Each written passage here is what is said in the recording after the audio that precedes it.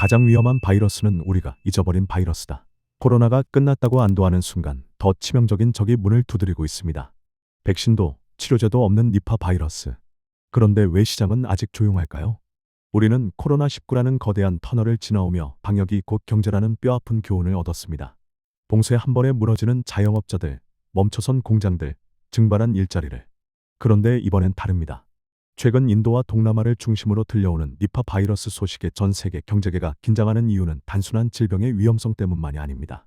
한국질병관리청은 이미 지난해 9월 니파 바이러스를 1급 법정 감염병으로 지정했습니다. 이는 에볼라, 탄저균과 같은 등급입니다. 발생 즉시 신고하고 높은 수준의 격리가 필요한 질병이라는 뜻이죠. 경제적 관점에서 1급 감염병 지정은 무엇을 의미할까요?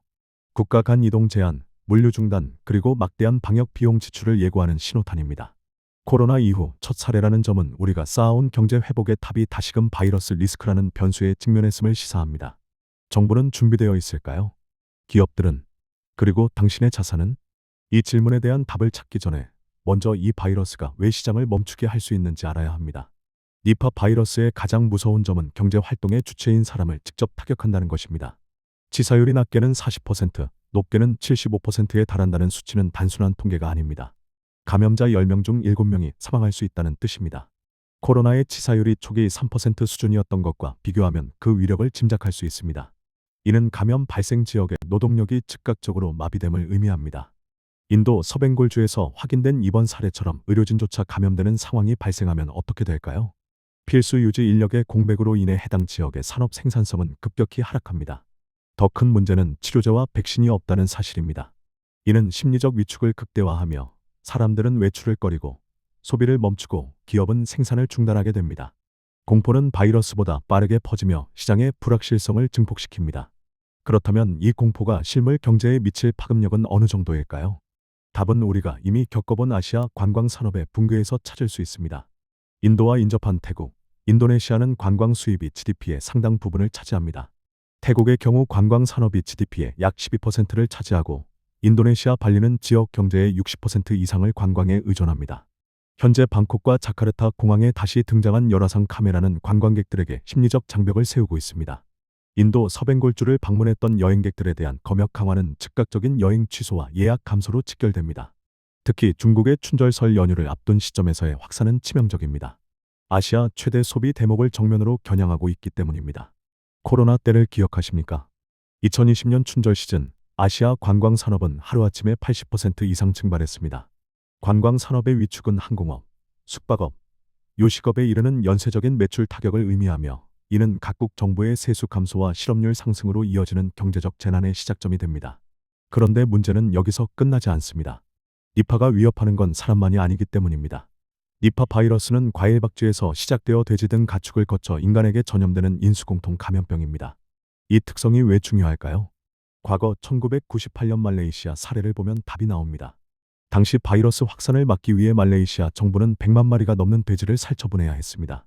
이는 단순히 축산업계의 손실을 넘어 돼지고기 가격이 3배 이상 폭등하는 단백질 인플레이션과 사료산업, 유통업계의 동반 몰락을 가져왔습니다. 축산 농가들은 파산했고 관련 산업 종사자 수만 명이 일자리를 잃었습니다. 현재 인도와 주변국들이 방역에 비상이 걸린 이유는 식량 안보와 직결된 축산 공급망을 보호하기 위함입니다. 만약 대규모 살처분이 현실화된다면 어떻게 될까요? 육류 가격 폭등은 물론 식료품 물가 상승은 걷잡을 수 없이 커질 것입니다. 이는 서민 경제를 직격하고 소비 위축을 불러옵니다. 그런데 니파가 위협하는 건 식탁만이 아닙니다. 당신의 스마트폰과 노트북도 위험에 처했습니다.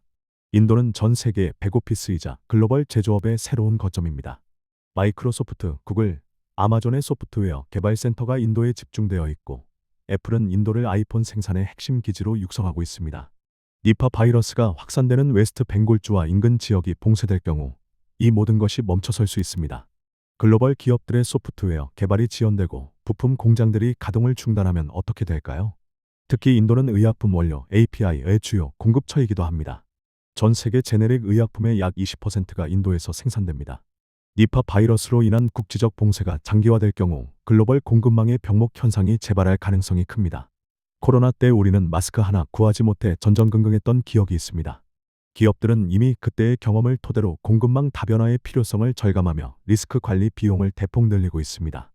그렇다면 우리는 이 위기 앞에서 무엇을 준비해야 할까요? 역설적으로 바이러스의 위협은 특정 산업의 성장을 촉진하기도 합니다. 위기는 기회의 다른 이름입니다. 니파 바이러스에 대한 우려로 마스크 착용과 위생 관리가 강조되면서 헬스케어와 개인 위생용품 산업은 다시 활기를 띠고 있습니다. 3M, 킴벌리 클라크 같은 기업들의 주가가 반등하고 있고 손소독제와 공기청정기 판매량이 급증하고 있습니다. 또한 이동 제한에 대한 공포는 원격 진료, 에듀테크, 전자상거래 등 비대면 경제 인프라에 대한 투자를 가속화합니다. 코로나 때 급성장했던 쿠팡, 배달의 민족을 기억하십니까? 경제 백신은 이러한 흐름 속에서 어떤 섹터가 장기적으로 생존하고 성장할지 주목해야 합니다. 원격 의료 플랫폼, 비대면 물류 시스템, 자동화 기술 기업들이 다시금 주목받고 있습니다.